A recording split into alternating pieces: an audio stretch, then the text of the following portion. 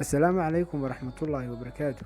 Idinlaantiinba daawadayaal ku soo dhowaada barnaamijkeenna ma ogtahay.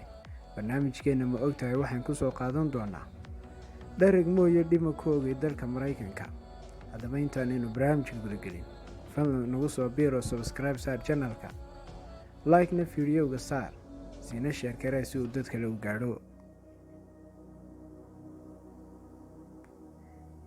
Haddaba magaalada loo yaqaano Los Angeles ee ka mid ah gobolka California, caasimadana u ah gobolkaasi California, ayaa waxaa ka jirta dhib aad u weyn, taasi oo ah dadka sii badanaya ee homeless-ka ah.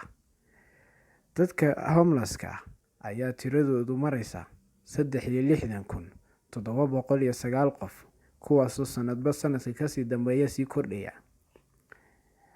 Socod uu ku tegay madaxweynihii hore ee Donald Trump ayaa waxa uu sheegay in magaaladaasi maruun ay dumin doonaan dadkeeda darbi jiifka ahi. Haddaba goormay noqon doontaa markaasi uu sheegaya madaxweynuhu?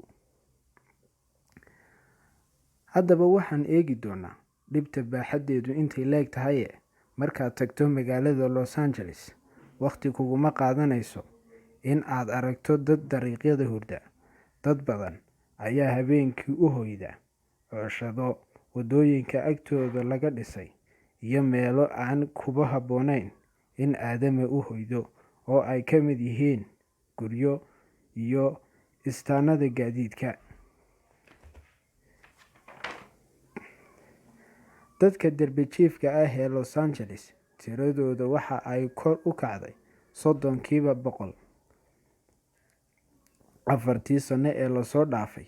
Habeen walba qiyaastii 63,709 qof ayaa Los Angeles u hoyda gidaarada iyo dibadaha, waxaana sidaa lagu ogaaday sahan ay samaysay wakaaladda daryeelka darbi jiifka ee Los Angeles. Dibjirka Los Angeles 85% waa dad waaweyn oo aan ubad lahayn, 70% waa rag, xagga 44% ay yihiin Maraykanka madow. Waxa aanay ka yihiin wadarta dadka ku nool Los Angeles 8%. Waxa kale oo Los Angeles noqotay dalka Maraykanka magaalada ugu dibjirka badan leh ee aan xarumo daryeel oo dowladdu leedahay u hooyani ku nool yihiin. 5 meelood meel dadkaasi waxa ay u hoydaan cooshado ay samaysteen. Ruuc ka mid ahi dariiqyada ayay u hoydaan. Xagga 30% waxa ay u hoydaan baabuur xumaatay oo aan dhaqaaqaynin.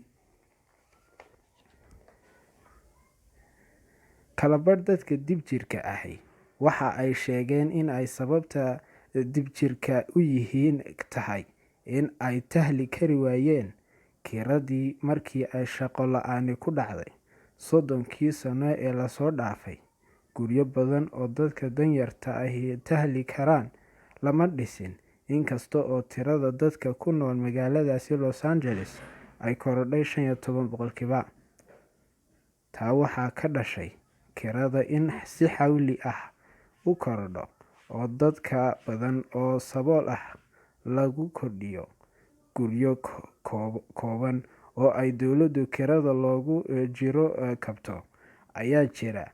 Laakiin magaalada inteeda kale waa guryo dad gaar ahi leeyihiin oo kiradooda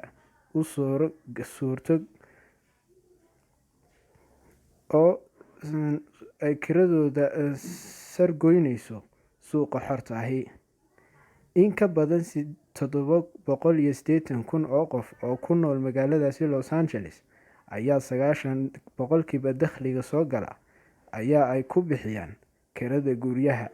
Dadkaas dhibaatada intaa leeg haysato ayaa iyaguna halis ugu jira in ay dibadda ku soo dhacaan.